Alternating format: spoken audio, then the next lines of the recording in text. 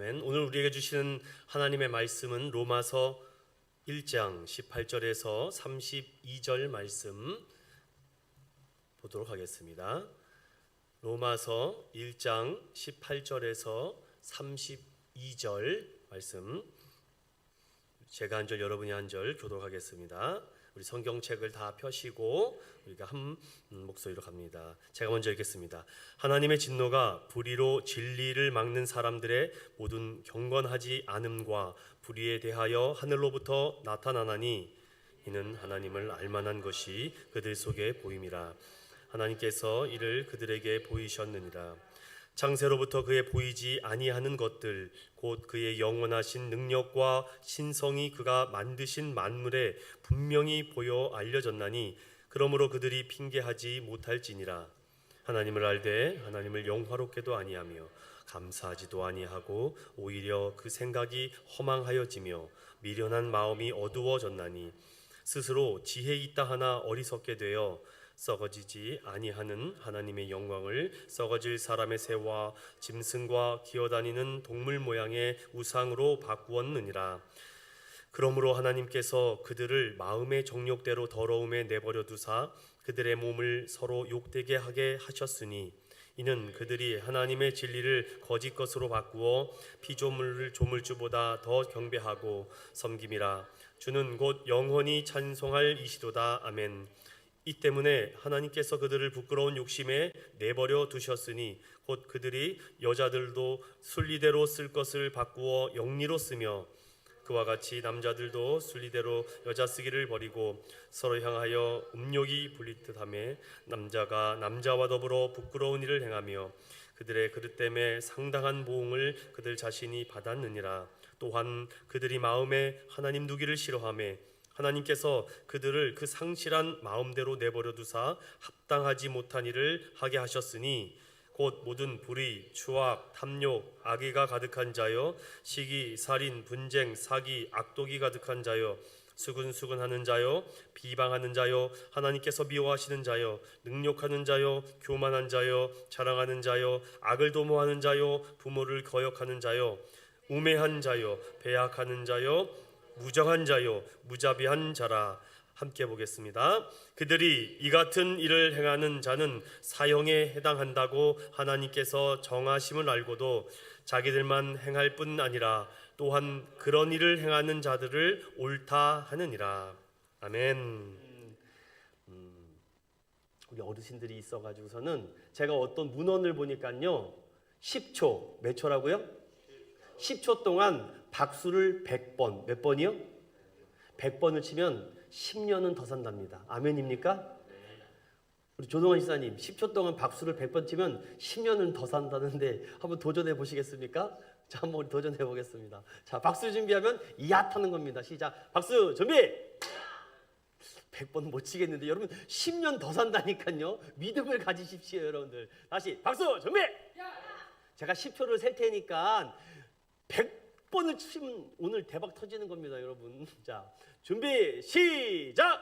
1초, 2초, 3초, 4초, 5초, 6초, 7초, 8초, 9초, 땡! 자네 100번 쳤다. 제가 이렇게 인천은연교회에 와서 이렇게 환영의 박수를 10초 동안이나 받아본 건 처음입니다.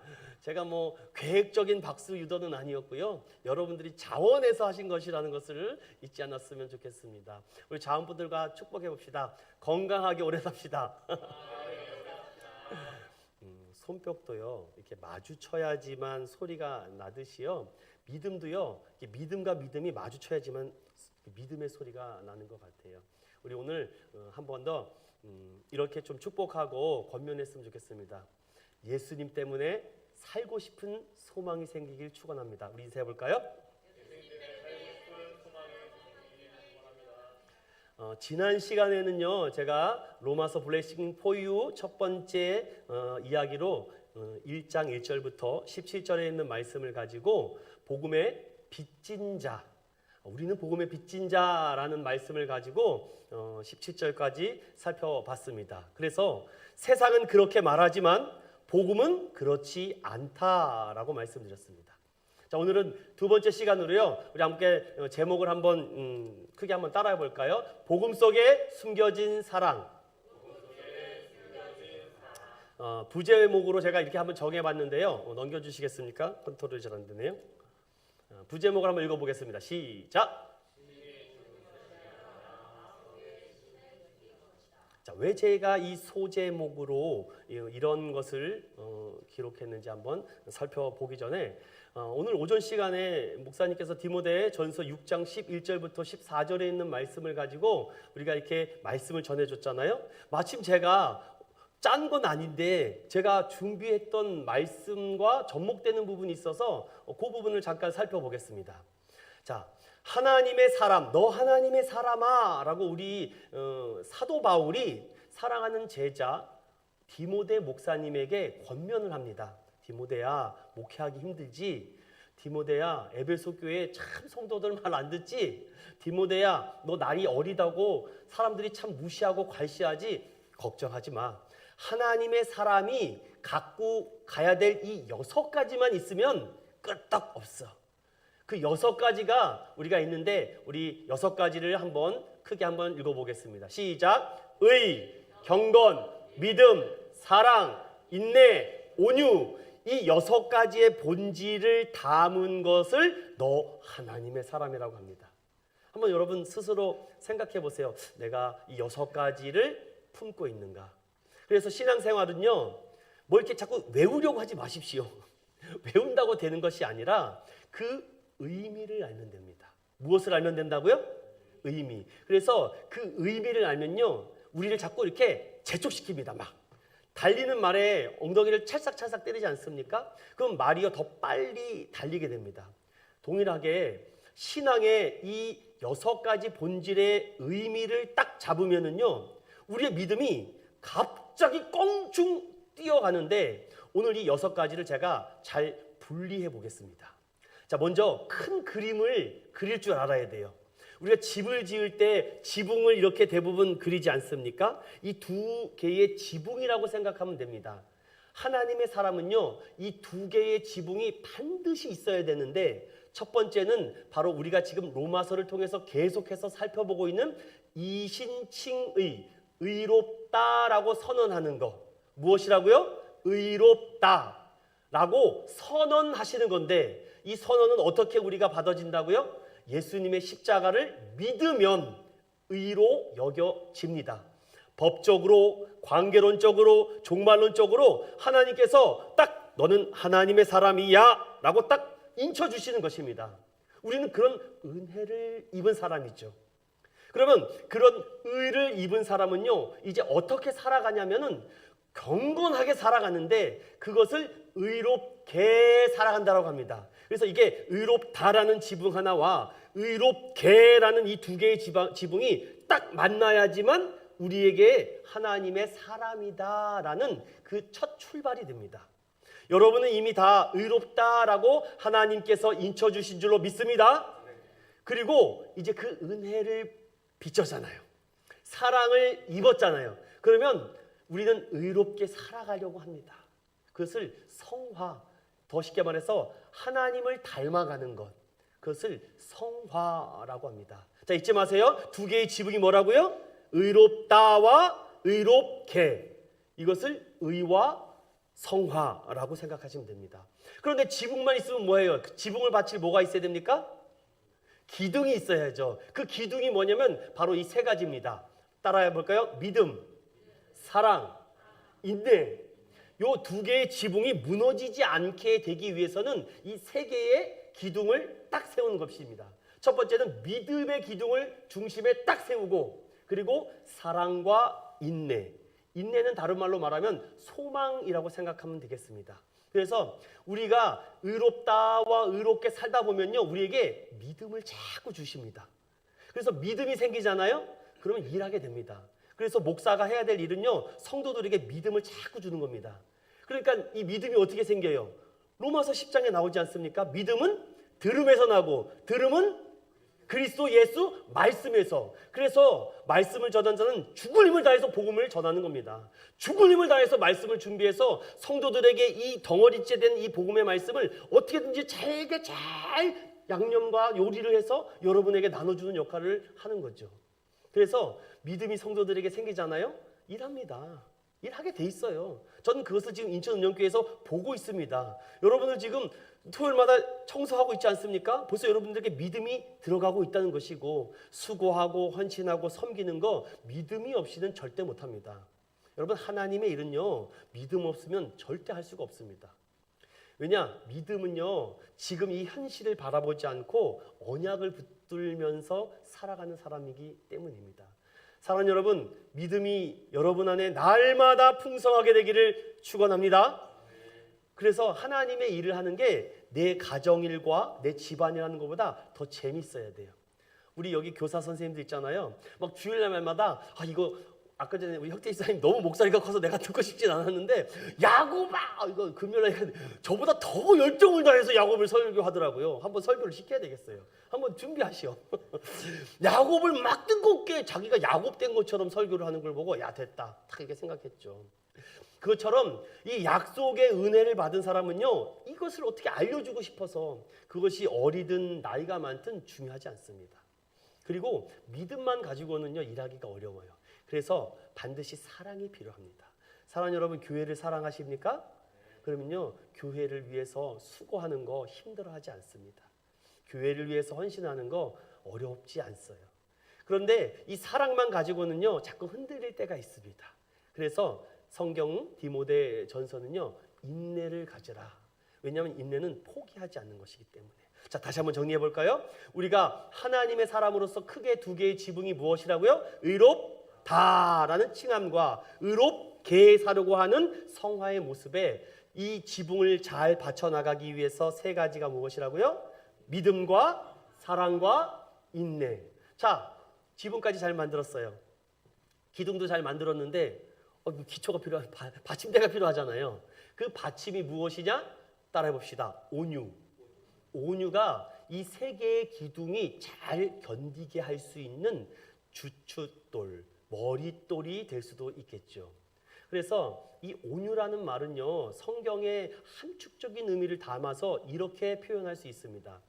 내 가치가, 따라해 볼까요? 내 가치가 다른 사람을 공격하지 않는 것입니다. 이게 온유예요. 내가 학교 가서 많은 학식을 배웠어요. 아니 목사가 더 성경을 잘 알지 성도가 어떻게 더 잘 알겠습니까? 그러면 내가 여기서 성경 많이 한다고 여러분한테 자랑할 일 있습니까? 그건 온유가 아니죠. 내가 가지고 있고 내가 경험했고 내가 배웠던 걸 가지고 상대방 제3자와 타인을 공격하지 않는 것을 온유라고 합니다. 예수님을 볼까요? 예수님은 하나님이십니다. 얼마든지 말싸움요, 율법에 대한 논쟁이요, 예수님을 어떻게 이깁니까? 그럼에도 불구하고 예수님은 제일 먼저 경청하십니다. 무슨 말을 하는지 듣고선 말씀합니다. 듣고선 말씀합니다. 온유한 마음 중에 대표적인 인물을 성경은 모세라고 말합니다. 민수기와 신명기서에 보면 이 세상에 모세와 같은 온유한 자가 없다라고 말합니다. 저는 이것을 성숙한 그리스도인으로 가는 마지막 종착역이 온유라고 생각합니다. 이것을 카인드, 친절함이라고도 번역할 수 있지만 우리 성경적인 번역은 이 복음을 가지고 상대방을 공격하는 것이 아닙니다. 하나님의 이 말씀을 가지고 상대방을 두렵게 하는 것이 아닙니다. 하나님의 이 말씀을 가지고 부드럽게 하는 것이 지혜가 됩니다. 자, 이제 이 6가지를 제가 말씀을 드렸습니다. 우리 처음부터 끝까지 한번 볼까요? 시작. 의와 경건과 믿음과 사랑과 인내와 온유. 잊지 마십시오. 하나님의 사람이 어떻게 살아야 됩니까? 이 6가지만 딱 붙잡으면 됩니다. 하나님의 사람은 의롭다라신 하나님의 칭함을 받아야 되는 것이고, 그리고 그 은혜를 힘입어 값없이 주신 그 은혜를 가지고 경건하게 의롭게 살아가는 겁니다. 그런데 우리가 가지고 살아가기 어려우니까 하나님 우리에게 믿음과 소망과 사랑을 주신 겁니다.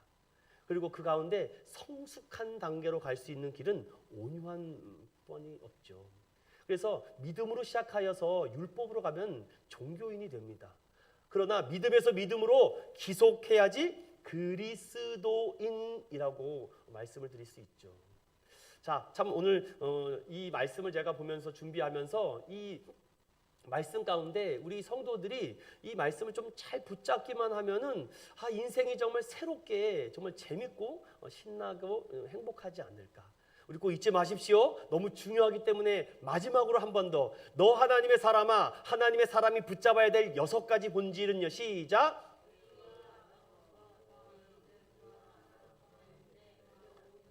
그렇죠. 그래서 제가 여러분들 이해를 돕기 쉽기 위해서 그림 하나를 준비해 갖고 왔습니다. 요 6가지를요. 2 플러스 3 플러스 1 기억하십시오. 2, 3, 1. 더 기억하지 못할 것 같아서 그림을 준비해 갖고 왔습니다. 좀 넘겨주시겠습니까? 자, 여기 지금 그림을 보이시죠? 하나님의 사람이라면 따라가야 될 6가지 본질이 있는데 이렇게 집을 생각하시면은 하나님의 사람이 거룩한 성전이라고 말한 것이 이런 것이구나. 생명을 얻고 생명을 구원하기 위해서 이렇게 교회가 필요한 부분들이 바로 이러한 부분들이구나. 그래서 많은 교회들은요, 어디에 많이 신경을 쓰냐면은요, 사역의 기초의 부분에 굉장히 많이 씁니다. 본 자료는 대구동신교회 권성수 목사님께서 생명사역 제자훈련이라는 프로그램을 제가 좀 인용해서 가지고 온 겁니다. 거기에 교회가 가장 기초가 돼야 될 것은요, 무엇인 것 같습니까, 여러분? 사역의 기초가 돼야 될 것이 무엇인 것 같아요? 성경입니다, 성경. 바이블. 이 바이블이 기초가 되는 교회가 돼야지 이것이 기초가 되지 않은데 성도들은 성경에 대해서 아는 것이 없어요. 아니, 하나님이 무엇을 원하는지도 몰라요. 이거는 따로 노는 겁니다, 이거는. 그래서 목사와 성도들이 같은 생각, 같은 마음, 같은 뜻을 가지고 같이 굴러가야 되는 것입니다. 그래서 여기 밑에 사역의 기초를 베스트라고 되어 있는데 B는 바이블, 성경입니다. 그래서 무슨 일이 있어도 여러분 예배드리고 또한 말씀을 공부하는 시간에는요, 다른 일을 다 제쳐두고라도 따라오셔야 됩니다. 그리고 이 말씀을요, 이제 강해라고 익스포지션이라고 되어 있는데 잘 풀어줘야 됩니다. 강론, 바울은 강론을 참 잘했습니다. 그리고 강해, 풀어주는 거죠, 이것이. 어떤 것은 또 너무 알레고리적으로 해석할 수도 있고 파라볼레적으로 해석할 수 있고 비유와 운유, 예수님도 이런 비유를 통해서 말씀하지 않습니까? 하지만 성경을 가지고 말씀을 잘 풀어주고 말을 잘하는 수많은 사람들이 있지만 그 말씀을 통해서 역사하는 것은 성령인 줄로 믿습니다. 성령님이 그 말씀에, 그 영혼의 가슴에 신비에 들어가서 역사하는 거예요. 그래서 그 스피릿이 가득하게 부어지면 어떻게 됩니까? 트랜스포메이션, 변화가 일어나는 겁니다. 그렇게 변화된 한 사람을 가지고 공동체의 리더로 세우는 것이고 소그룹의 구역장으로 세우는 것이고 교제예장, 선교, 전도, 예배, 봉사, 교육, 훈련을 시킬 때 생명의 하나가 생기는 거죠. 여러분 이 그림을 잘 기억하시고 우리 인천은용교회도 그렇게 될 줄로 믿습니다. 여러분도 그렇게 지금 마음의 준비가 되게 옥토와 같아서요. 정말 무슨 말씀이라도 전하면 다 믿을 것 같아요. 자, 그렇다면은 이제 오늘 함께 읽은 이 로마서 말씀을 조금 더 깊이 들어가 보도록 하겠습니다. 자, 많은 것 중에 이 복음은요, 참 우리에게 사랑의 이야기도 있는데 너무나도 징계와 핍박과 책망과 이렇게 훈계 이런 것만 있는 것 같은데요. 복음의 원 본질은 사랑입니다. 그래서 복음이 자꾸 들어가잖아요. 그럼 사랑하는 마음이 생깁니다. 그래서 복음이 내 안에 들어오게 됐을 때마다 우리에게 어떤 은혜가 있습니까? 복음 속에 숨겨진 The Power of Love. 첫 번째 시작.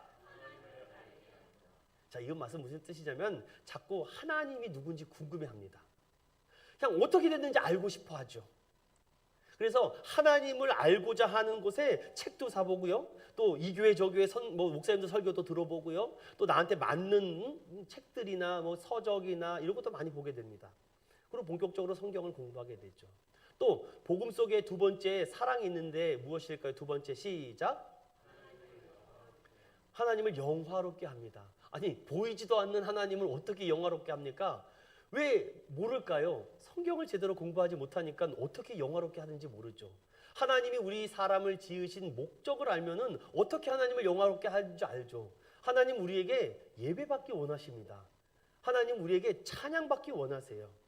그래서 그 마음을 감동시켜 줍니다. 우리 아까 혁태 지사님이 천년일매에 대한 말씀을 했는데 그거 누구나 할 것 같은데 아무나 하는 게 아닙니다. 그런 은혜와 축복과 능력을 부어주기 위해서 그런 마음을 주신 거죠. 각 사람들마다 다 다르다는 것입니다. 그래서 하나님을 영화롭게 찬양도 하고 경배도 하고 기뻐하기도 하고 감사하기도 하고. 그래서 복음 속에 숨겨진 사랑 중에 이 영화롭게 한다는 거, 이건 좀 신학적인 의미가 있기 때문에 앞으로 로마서를 좀 더 보면서 살펴보겠습니다. 자, 세 번째 시작. 가장 중요하죠. 여러분, 우리를 죄에서 건져주신 것도 감사한데 더 이상 죄악의 삶을 살지 않도록 보호해 주신다. 시편 14편에 다윗은 이렇게 얘기합니다.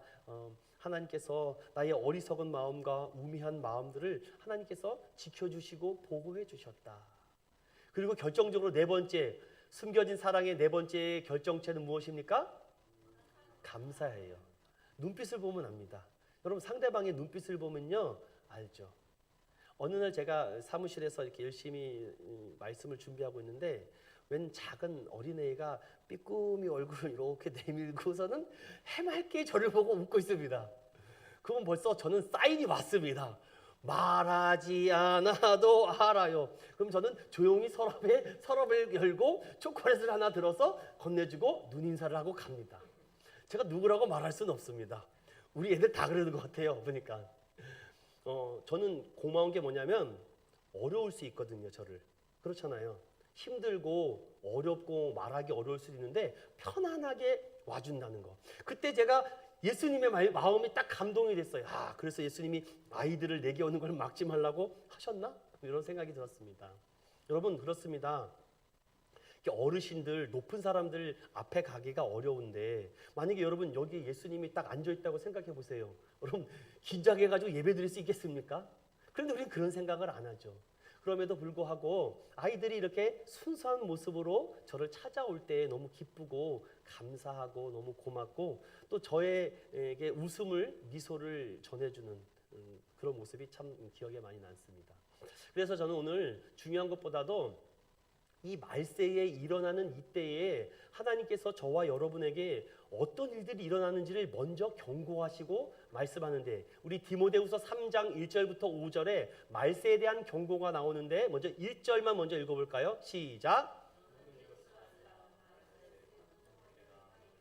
자, 또 사도 바울이 마지막 편지인 디모데후서에게 디모데의 사역이 보통 어려운 것이 아닙니다.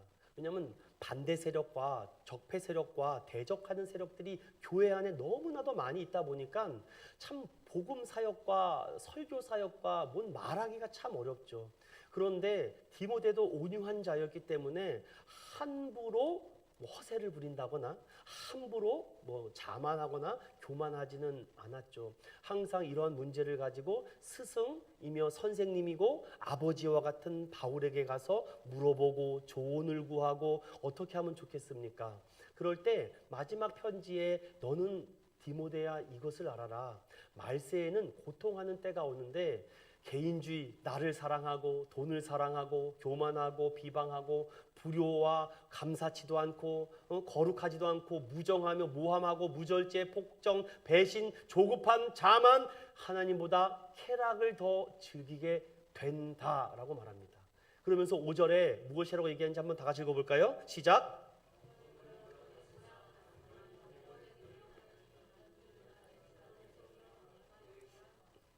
제가 이 말씀을 준비하면서 왜 사도 바울이 디모데에게 고통하는 때가 오는데 사람들이 경건의 능력은 부인한다라는 말을 가지고 연구하던 차에 이런 글을 좀 읽게 됐습니다. 제가 직접 그 글을 발췌해서 읽어드리겠습니다. 인간의 영혼을 병들게 하는 것이 있다.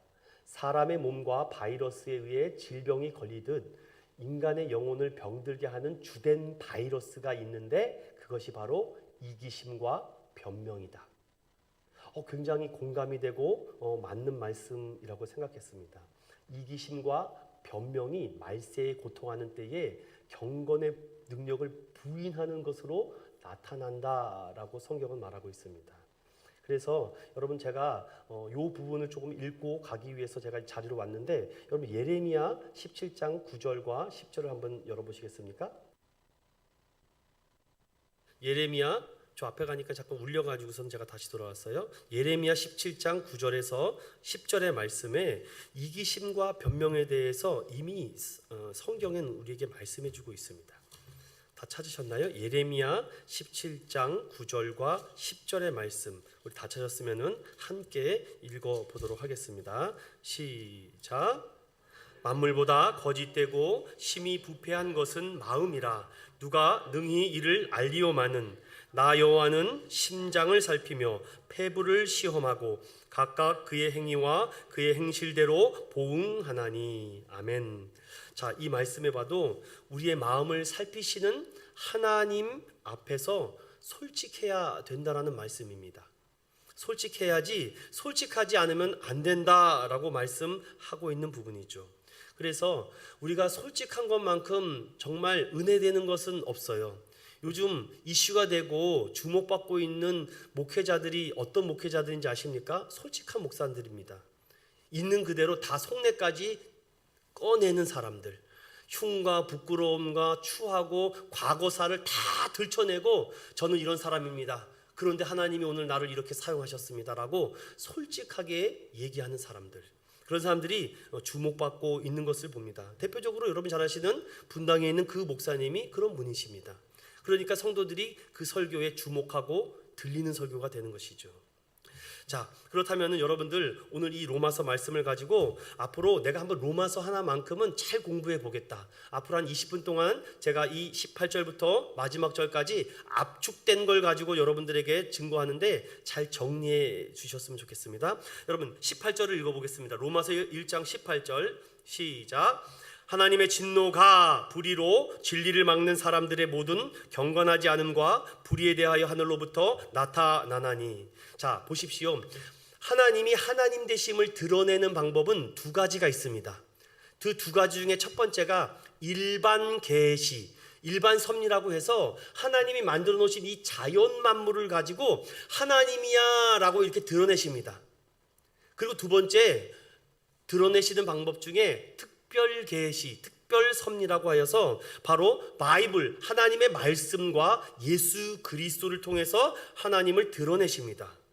자, 그런데 여러분 이렇게 분명히 자연 만물과 하나님의 말씀을 통해서 하나님을 드러내셨는데 20절을 읽어보겠습니다. 20절 시작. 창세로부터 그의 보이지 아니하는 것들 곧 그의 영원하신 능력과 신성이 그가 만드신 만물에 분명히 알려졌나니 그러므로 그들이 핑계하지 못할지니라. 그런데 핑계하지 못한다라고 하나님은 말씀하셨는데 우리의 이기심과 변명이 자꾸 이것을 덮어버리려고 합니다. 그런데 원수 마귀도요 솔직한 사람 앞에는 감당을 못합니다. 그래, 나 죄인이야, 나 살인자라니까, 나 도적놈이야, 난 음탕한 사람이야, 난 죄졌어 라고 말하는데 뭘로 그 사람을 넘어뜨릴 수 있겠습니까? 자, 그렇다면 일반 계시를 제가 몇 가지 한번 설명 들어보겠습니다. 여러분 한번 다 아는 내용이지만 오늘 한번 되돌아보는 겁니다. 자, 자연 만물을 통해서 하나님께서 하나님의 살아계심을 증거한다고 하는데 대표적으로 무엇을 알 수 있습니까? 저는 그것을 태양과 지구, 천문학적으로 한번 말씀드려 보겠습니다. 여러분, 태양과 지구가 떨어져 있는 거리가 제가 찾아보니까 무려 15억 광년이라고 합니다. 뭐 좀 이런 말이 되는데 마일로는 9,300마일 정도 떨어져 있는데 이 지구가 가장 알맞은 거리에 떨어져 있어서 가장 사람이 살기 좋은 온도에 있다고 합니다. 이건 과학적인 증거니까 제가 있는 그대로 말씀드리죠. 하지만 그보다 조금 더 앞에 있거나 조금 더 뒤에 있으면은 타 죽거나 얼어 죽는다고 합니다. 그래서 9,300마일이 딱 떨어져 있기 때문에 우리 인간은 지금 지구에서 자연스럽게 살아갈 수 있다는 거죠.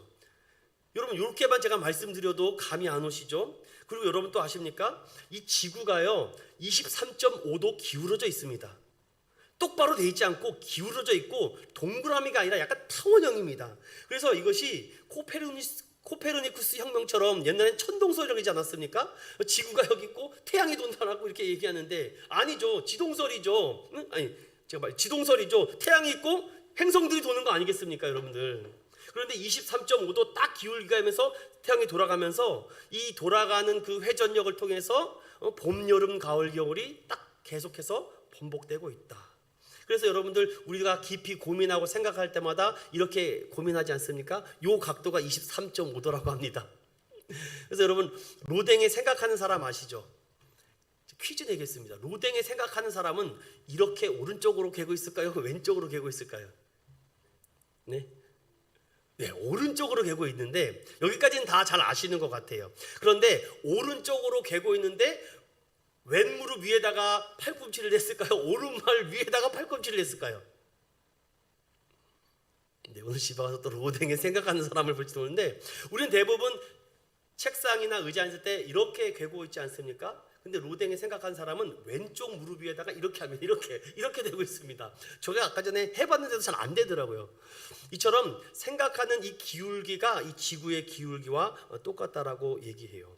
자, 그렇다면 저는 여기서 이 시편 기자나 많은 성경 기자들이 하나님이 창조하신 것과 이 디자인해 놓은 것이 너무나도 놀라운데 그것만 봐도 하나님이 계심을 알겠는데 뭐 성경까지 안 가도 되겠다. 이 정도로 자연 만물과 피조물을 통해서 하나님의 살아계심을 아는데도 그들은 뭐한다? 핑계한다.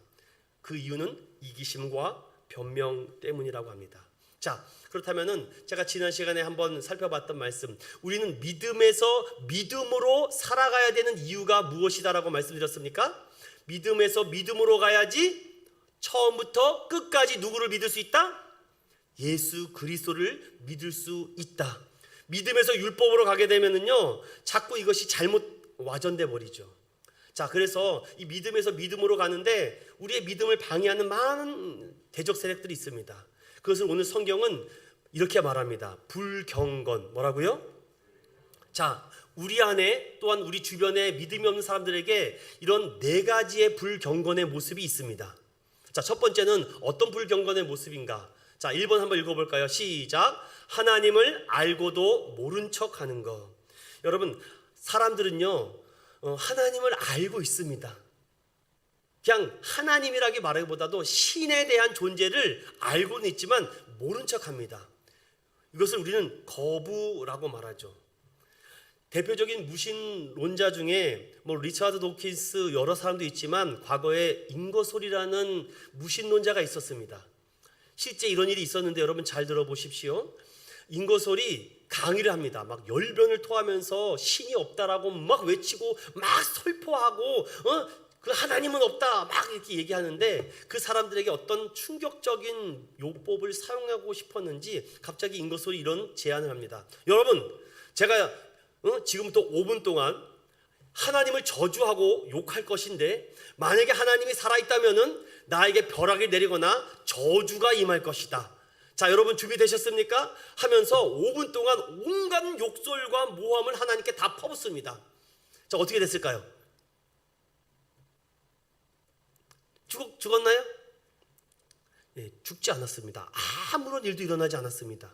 그랬더니 인거솔이 거보시오 여러분들, 하나님이 살아있다면 내가 벌써 죽었지 않겠느냐. 그런데 하나님은 없다. 하나님은 죽었기 때문에 내가 이렇게 했는데도 아무런 일도 일어나지 않는 거 아닌가? 그랬더니 한 노신사가 가만히 보고서는 혀를 ጭጭ하며 이렇게 얘기합니다. 지금 당신이 한 행동은 당신 안에 신이 없다는 것을 증명한 것이요, 당신 안에 신과 아무런 상관이 없다는 것을 지금 보여준 것이라고.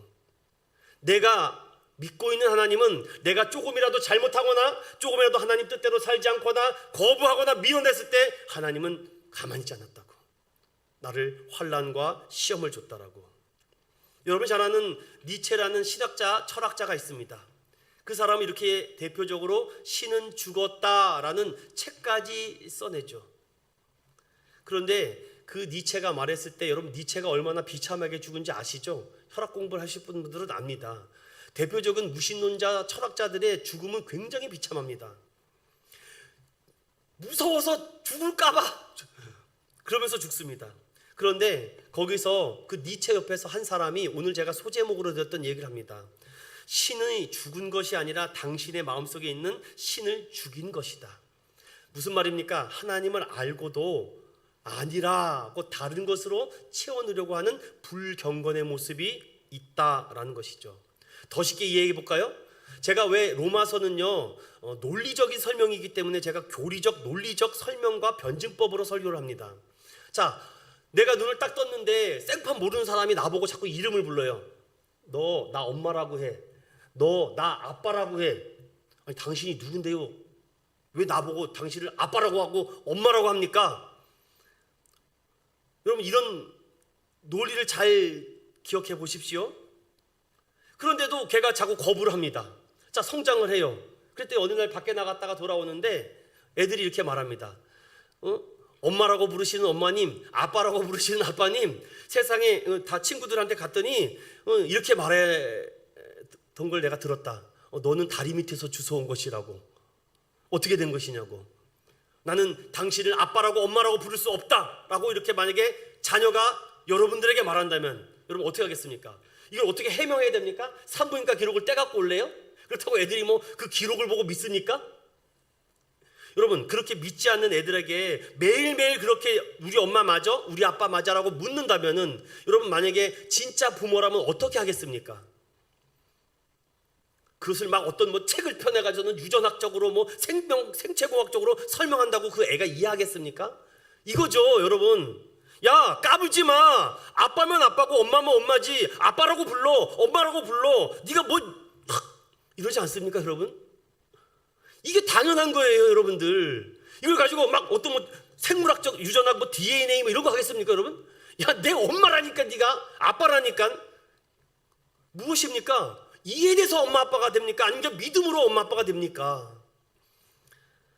살아계신 하나님을 내 눈에 안 보인다고 없다고 말한다면 정말로 어리석은 사람이라는 것입니다. 하나님을 알고도 왜? 창조주여 주인이신 하나님을 거부하고 있기 때문이죠. 자, 두 번째 읽어볼까요? 시작. 스스로 지혜 있는 척 한다라고 말합니다. 여러분 오늘 다 제가 설명은 안 드리겠지만 자꾸 생각하라고 제가 이런 말씀을 드립니다. 여러분 모든 것이 하나님의 은혜고 모든 것이 하나님이 만드셨고 모든 것이 하나님 것인데 어떤 사람들은 이렇게 얘기하죠. 야 누가 저 아파트 지었나 봐봐. 누가 저 빌딩 만들었는지 봐봐. 누가 저 수영장 만들었고 누가 저 박물관 만들었는지 봐. 내가 만들었어. 내가 건축하고 설계하고 내가 만들었다고 스스로 지혜 있는 척합니다. 그런데 어느 날 하나님이 와서 야 너 내가 만든 거 다 내놔. 여러분 그러면은 그 빌딩 아파트 원재료가 누가 만드셨습니까? 하나님이 만들었습니다. 그런데 내가 다 만들었다고요? 물론 사람이 준 지혜를 가지고 건축하고 만들 수도 있겠죠. 하지만 모래를 누가 만들었습니까? 콘크리트를 누가 만들었습니까? 자갈을 누가 만드셨습니까? 철을 누가 만들었습니까? 원재료는 하나님이 만들었습니다. 그런데 스스로 지혜가 있다고요? 그 원재료를 빼버리면 껍데기도 남지 않습니다. 어떤 학자가 우리 몸을 연구해 봤답니다. 그랬더니 물이 뭐 70%니 뭐 질소가 뭐 어쩌고저쩌고 막 화학식으로 분자를 막 연구해 봤더니 우리 인간을 화학식으로 분석했을 때 우리가 팔아먹을 수 있는 돈은 1,000원밖에 안 나온다고 합니다. 인간의 몸뚱아리는 그렇게 비싸지 않다라고 해요. 하지만 하나님은 우리의 몸을 값지고 귀하게 만들어 주시지 않았습니까? 이런 단순한 진리도 봐도 무언 신이 존재가 있다는 것을 알면도 우린 자꾸 거부하죠. 그러다 보니까 그래도 신은 있는 것 같아. 스스로 내가 그렇게 대단한 것 같지 않아. 그런데 하나님은 싫어. 그냥 하나님이 싫어. 그냥 아주 기독교인은 아주 기자만 시작해도 내가 교자만 들어도 내가 아주 진절머리가 나.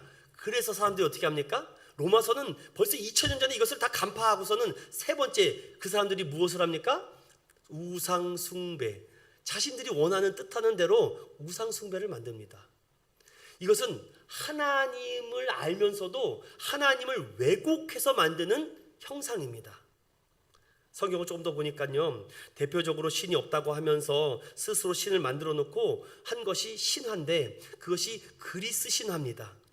그래서 그리스 신화가 뭐 제우스도 만들고 뭐 헤르메스도 만들고 뭐 이러니까 되게 멋있어 보이거든요. 그랬더니 로마가 집권하고 나서 그것을 싹 뺏어가죠. 그래서 그리스 로마 신화가 된 겁니다. 그래서 제우스를 똑같이 말을 안 하고 다르게 로마는 말을 합니다. 성경에도 사도행전에 나오지 않습니까? 바울과 신라가 막 복음을 전하니까 막 능력이 나타나고 막 귀신이 나가고 하니까 사람들이 야 쟤는 스스와 허메와 같다라고 얘기합니다. 근데 개역개정은 어떻게 바꿨어요? 저 사람은 제우스와 헤르메스와 같은 사람이야. 여러분 당시 그리스 로마에 이 신화적 사상이 꽉 들어박혀 있는데 어떻게 복음이 그 사람들에게 들어가겠습니까? 여러분 이 믿지 않는 세상 사람들에게 성경책 들고선 예수 믿으세요 라고 믿을 것 같습니까? 얼마나 그들이 똑똑한 척하고 있는데요. 사람들은 자신이 우상을 만들어 놓고 그 신을 감동시킨다고 빕니다. 이렇게 정한수 떠놓고. 여러분 옛날 어르신들 많이 하지 않았습니까? 그래서 제가 전에 있던 교회에서는 이런 아주 좀 단호하게 말하는 적도 있어요. 여기 권사님들 사주 보시는 분도 있으세요? 권사님도 궁합 보셨어요? 지난주에 어떤 권사님이 사주궁합 보러 절간에 갔다던데요? 딱 그랬어요 제가. 그랬더니 전 누군지 모르죠. 그냥 한 말인데 엄마 뜨거워라고 막 식은땀을 막 벌벌 흘리는 권사님이 있어요. 권사님이 사주궁합 팔자 보러 다닙니다. 문명 철학관 다니면서 자식들 이름 지르러 다닙니다. 그렇게 말씀을 해주지 않으면은 자기가 무엇을 잘못했는지 알지 못합니다. 그들이 믿고 있는 신은요 철저히 자신의 소원과 소원을 성취하기 위한 신이지 욕망을 채우기 위한 신이지 하나님을 섬기거나 경배하거나 찬양하거나 하나님을 알려고 하지 않고 영화롭게도 하지 않으니까 계속 죄악의 소굴로 들어갑니다. 감사하지도 않아요. 사주궁합 잘 보면 일이 잘 돼야 되지 않습니까? 그래서 하나님은 그런 사람들 어떻게 합니까? 네 번째 따라할 거예요. 정욕대로 그냥 내버려 둡니다. 내버려 둬요. 그냥 그 마음대로 살라고. 그래서 오늘 함께 읽었던 말씀 24절에서부터 28절까지 보면 여러분 24절 보세요. 로마서 1장 24절을 보면 그러므로 하나님께서 어떻게 합니까? 그들을 마음의 정욕대로 더러움에 내버려 두사. 26절 이 때문에 하나님께서 그들을 어떻게 합니까? 부끄러운 욕심에 내버려 두시고 28절에 또한 그들이 마음에 하나님 두기를 싫어하며 하나님께서 그들을 상실한 마음대로 내버려 두사. 여러분 그냥 내버려 둡니다. 내버려 두면 자기 멋대로 삽니다. 하고 싶은 대로 살아갑니다. 그것은 인간의 정욕이죠. 그 정욕대로 살다가 뭔가 불리한 상황이 오면 이기심과 변명이 작동합니다. 지금은 코로나 때문에 많이 쉬쉬하게 됐는데 몇 년 전까지만 해도 포괄적 차별금지법으로 말미암아 동성애자를 차별하는 것에 대해서 엄청나게 기독교가 압박을 당했습니다. 여러분 근데 아십니까? 로마의 동성연애가 얼마나 심했는지. 로마 황제 중에 14명이 동성연애자였고 당시 철학자들의 대부분이 동성애를 하지 않으면 안 됐을 정도로 그렇게 동성연애가 화려했던 곳이 바로 이 로마시였습니다. 그곳에서 사도 바울이 이러한 말을 했다고 생각해 보십시오. 그것도 로마시. 이 편지는 더디오가 대필했다고 기억나시죠 여러분? 그리고 그 편지를 누가 갖고 갑니까? 베베라는 여인이 갖고 갑니다. 로마에 베베라는 여인이 갖고 가서 로마 사람들이 여기 있습니다. 유대인. 그래서 편지를 좀 딱 읽는 겁니다. 근데 이 대목을 여러분 저 같으면 어떻게 말했을까요? 예? 거기 로마 사람들도 있고요. 개종한 사람도 있고요. 이방인 유대인들 여기 잔뜩 모여 있는데 사도 바울이 쓴 편지를 딱 가지고서는 딱 이 24절을 얘기해야 되는데 얼마나 벌벌벌 떨렸겠습니까? 베베가. 나중에 16장 할 때 베베에 대해서도 설명하겠습니다. 얼마나 떨리겠습니까? 그런데 가감없이 얘기하죠. 여러분의 정욕대로 내버려 두었습니다. 부끄러운 욕심에 내버려 두었습니다. 여러분 자식들이 말을 듣지 않으면요 부모들이 나중에 어떻게 말합니까? 그래 네 맘대로 해라. 난 상관 안 해. 여러분 하나님이 만들어 놓으신 이 모든 것 안에 피조물에는 하나님의 신성한 능력들이 담겨져 있습니다. 그래서 인간보다 더 뛰어난 동물들이 있습니다. 또한 인간들보다 더 못한 동물들도 있습니다. 하지만 하나님의 신성한 능력이 그 안에 다 담겨져 있기 때문에 우리는 종교심이 있어서 뭐라도 만들지 않으면 살지 못합니다. 요즘은 돈이 종교가 돼서 만몬주의가 들어가 돈이면 다 해결할 거라고 생각하는 그 시대가 되어버리지 않았습니까? 사랑하는 여러분, 저는 오늘 이것을 이렇게 결론 내고 여러분과 함께 좀 찬양하고 기도하는 시간을 좀 갖겠습니다. 세속적인 인간은 죄인인데 이렇게 불경건이 아까 전에 뭐라 그랬습니까? 정욕대로 내버려두고 우상 숭배를 막 자기 마음대로 만들고 그리고 스스로 지혜 있는 척하면서 또 어떻게 합니까? 하나님을 알면서도 거부하는 자들에게는요, 불경건한 건데, 그 불경건한 사람에게는요, 대표적으로 두 가지가 나타났는데, 그 첫 번째가 성적 타락, 그리고 그 두 번째가 사회적 타락. 이것이 오늘 로마서 1장 18절부터 31절에 있는 말씀입니다. 보십시오. 어느 나라로 가든지 보세요. 불공경한 나라치고 성적으로 타락하지 않은 나라가 없습니다. 여러분 일본을 보십시오. 일본이 되게 깨끗하고 되게 상식적이고 진리인 것 같습니까? 여러분 일본 사람들만큼 비겁한 사람이 어딘지 아십니까? 그 나라만큼 성적으로 타락한 나라가 없습니다. 그 일본이란 나라는 포르노와 야동을 가지고 지금도 어마어마한 상업으로 팔아먹고 돈 벌고 살고 있습니다. 그들은 그것을 빼면은 어떻게 경제가 안 돌아갈 정도로 그걸 가지고서는 어마어마한 수익을 창출하고 있습니다. 하나님이 일본을 가만 냅둘 것 같습니까? 불건강하니까. 왜냐? 하나님을 알면서도 모르고 일본 나라를 보세요. 여러분 하나님을 알면서도 다른 것을 우상숭배하고 있습니다. 스스로 지혜인 척하면서 세계를 다 잡아먹으려고 했습니다. 그러니까 무슨 감사가 냅두니까 그냥 정욕대로 내버려 던집니다. 일본. 그러니 참 기독교 인구가 3%도 채 되지 않고 일본에 제가 갔을 때 정말 우리는 너무 감사합니다. 아니 눈만 감고 뜨면 십자가가 보이는데 거기는 제가 2시간을 전철 타고 갔는데도 십자가 한 개를 못 봤습니다.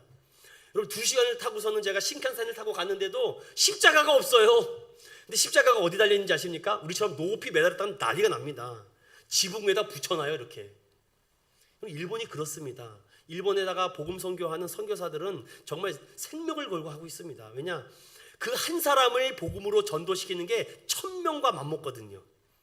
그들에게는 이런 가미가제 사상이 있기 때문입니다. 사랑하는 여러분, 이렇게 성적으로 타락하고 또한 사회적으로 타락합니다. 아르헨티나, 브라질, 필리핀, 지금 미얀마 보십시오. 사회적으로 타락하고 오늘 새벽에 뉴스를 보니까 이미 그들은 군사 쿠데타를 일으키려고 벌써 아웅산 수치를 잡아두고 어떻게 할지 계략을 다 짜나가선 기회를 엿보다가 지금 딱 한 것이라고 합니다. 여러분 그렇습니다. 어떻게 악한 일에는요 그렇게 피곤하지 않습니까? 여러분 열심히 일하라고 하면은 며칠도 못 하는데 다른 음주가무를 한다면 며칠도 셉니다. 우리 사람이 그렇습니다, 여러분. 여러분 이 상황을 보고 여러분 어떻게 보십니까? 그래서 저는 이것을 이렇게 정리하고 말씀을 마치겠습니다. 우리 안에 이면의 죄가 있습니다. 그것이 창조주를 거부하고 내가 주인이 되려고 하고 우상을 숭배하고 하나님 형상을 왜곡하는 것은 하나님은 불경건한 모습인데 그들이 이렇게 살 때 하나님은 그냥 정욕대로 욕심대로 마음대로 내버려 둡니다.